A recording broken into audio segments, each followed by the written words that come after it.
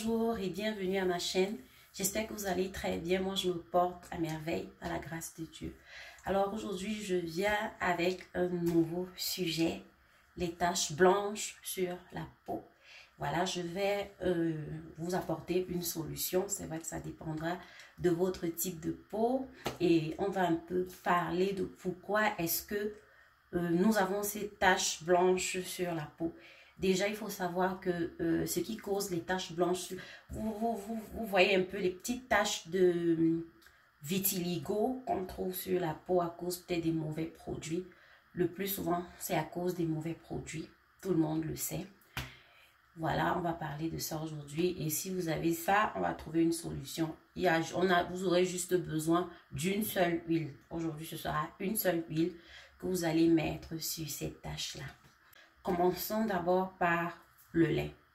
Voilà. Lorsque quelqu'un compose son lait éclaircissant, métis et tout le reste, il y a des ingrédients qu'on met à l'intérieur. Je vais prendre l'exemple de l'acide kojique en poudre, l'alpha-arbutin en poudre, glutathione et quoi encore? Et bien d'autres. Voilà. Snow White. Voilà. Donc, il peut arriver que quelqu'un décide juste de mélanger le lait comme ça parce que tu es en train de fabriquer le lait pour quelqu'un, tu mélanges. Comme j'ai l'habitude de voir, on prend l'acide kojique, on met comme ça, sans faire fondre et sans même expliquer de quel type d'acide kojique il s'agit. Parfois, ça arrive, on mélange comme ça. Ou alors, on prend le Snow White, on verse comme ça, au lieu de faire fondre. Voilà déjà un problème. Parce que quand le produit ne fond pas complètement, il ne pénètre pas dans votre peau. Ce qui fait que ça reste au-dessus et ça crée des taches blanches. Ce que j'appelle vitiligo, des petites taches blanches. Ça veut dire quoi? Tu as ta base de crème, tu es en train de mettre tes sérums, tu mets tu fais fondre ton acide kojique normalement, tu fais fondre ton glutathione normalement et toutes les poudres que tu as besoin, tu mets à l'intérieur. Là, c'est bon. Tu tournes, tu mélanges ton produit et puis tu donnes à la personne qui est censée l'utiliser et la personne attrape les taches blanches. Ça peut arriver. Ça peut aussi arriver qu'une autre personne utilise ce produit et il n'y a pas de problème. Ça l'éclaircit bien, ça enlève ses taches sans problème. Le lait sera bien avec elle. Voyez un peu. Tout simplement parce que chacun a son type de peau. Donc, ce n'est pas parce que telle personne X a composé le lait comme ça et que vous allez utiliser, ça va marcher. Et que l'autre va utiliser, ça va aussi marcher. Donc, ça dépend aussi du type de peau. Ça, c'est le deuxième facteur. Facteur peau, c'est-à-dire la personne, la peau de la personne. Mais là, j'explique d'abord, je suis d'abord en train de parler du lait. Bon. Maintenant, vous, de votre côté, pouvez avoir une peau difficile, une peau qui est peut-être dure, une peau qui est sèche, et que lorsque vous venez avec le produit n'entre pas. Ça trouve, c'est-à-dire la faute au produit et la faute à votre peau. Or, X, Y, ça peut marcher parce que nous avons les peaux complètement différentes. Et il y a un truc que nous, les femmes, nous devons éviter. Ce n'est pas parce que telle ou telle personne utilise tel produit que ça va forcément te convenir. Vous voyez? Donc, il y a certaines personnes, peut-être quelqu'un ne peut pas supporter la poudre. Moi, je n'ai pas de problème avec la poudre de tamarin, par exemple. Mais toi, je vais composer ton savon ou alors un gommage avec la poudre de tamarin et ta peau va réagir. Vous voyez un peu? Donc, ça peut arriver. Tu ne peux pas venir, tu dis non, ça a fait ceci à ma peau. Peut-être, il y a un élément dedans qui ne te convient pas. Bon, il ne s'agit pas de ça. Il y a un produit qu'on appelle le propylène glycol. Peut-être vous connaissez ce que c'est, peut-être pas. Je voudrais que tout ce qui sort de ma bouche, franchement, c'est important d'aller vérifier. Ouais, Internet est ouvert à tout le monde maintenant. Vous pouvez aller, vous mettez Google, vous parlez, vous dites, ok, non, aujourd'hui elle a parlé de telle poudre, elle a dit que ça fait ceci, ça fait ceci. Est-ce que c'est souvent important de vérifier. Donc, je vais commencer par le propylène glycol.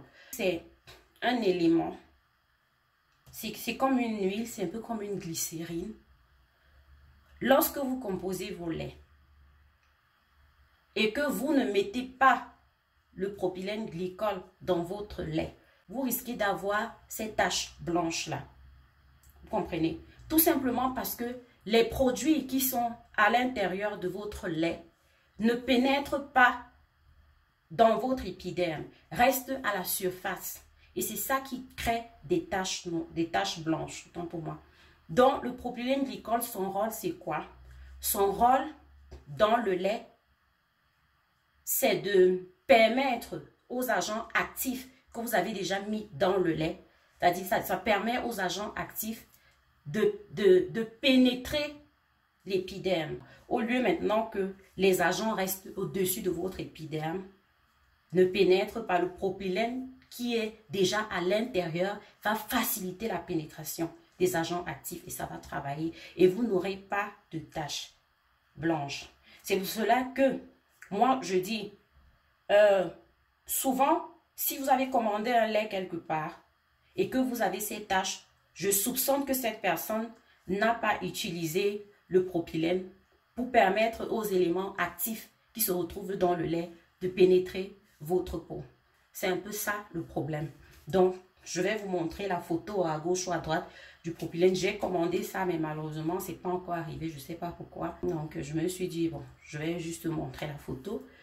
Bon, maintenant, si vous arrivez d'avoir ces taches-là, voici, là, vous aurez besoin d'un seul produit. L'huile de moutarde. Voilà. Je pense que vous voyez bien. Je vais mettre la photo à gauche ou à droite. L'huile de moutarde. Tout simplement, c'est un produit naturel. Donc, ça veut dire qu'il va falloir être patiente. Vous l'utilisez lui seul. Vous ne mélangez pas. Tel qu'il est, il est pur. Il a une couleur, la bonne huile de moutarde, comme vous voyez, a une couleur un peu or. C'est or. Voilà. C'est un peu lourd. Donc, vous allez prendre cette huile de moutarde. Et puis, vous allez, si vous avez les taches là partout, quand vous avez fini de vous oindre, vous prenez, vous passez ça sur votre peau. Chaque fois que vous vous oignez, vous passez ça sur votre peau.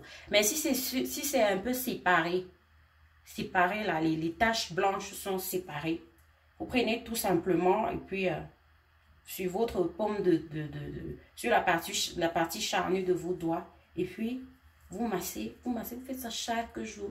Soyez patiente, ok, ça va aller, ça va marcher. Si vous êtes resté avec ces taches-là, 2 ans, 3 ans, pourquoi ne pas utiliser ça pendant 6 mois, je ne sais pas, ça dépend de votre type de peau, 3 mois, ça dépend. Et vous allez constater que comment ça va disparaître. Un jour, paf, tout a disparu. Surtout quand c'est pas évident, quand c'est petit, vraiment petit. Vous trouvez que ça a disparu. Et puis, ou alors, ça va disparaître, comment ça va... D'abord parce que c'est blanc. Ça fait un peu comme albinos, là, les taches, oui. Après, ça devient un peu brun, après marron, jusqu'à ce que ça prenne la couleur naturelle de votre peau. Donc, c'est un peu cet élément-là. Plusieurs personnes qui fabriquent les laits n'utilisent pas cet élément-là, le propylène. Donc, voilà un peu. Bon, quand on l'utilise, il faut aussi une dose. Vous n'allez pas acheter ça, vous versez ça comme si vous versez même la glycérine là. On a une dose. Parce qu'il y a certains laits ou alors certains mélanges. Tu vas prendre des trucs, tu mélanges, tu mets la glycérine, n'importe, et puis n'importe quelle glycérine. Le lait va devenir lolo. Donc, tout se calcule. Il y a tel produit ne va pas avec tel produit ne va pas. Donc, c'est un peu ce que j'avais à vous présenter aujourd'hui. Si vous avez des questions, n'hésitez pas de les poser. N'oubliez pas de liker et de vous abonner. Et qu'est-ce que j'ai oublié? Plein de choses à vous. Que Dieu vous bénisse. Bye bye.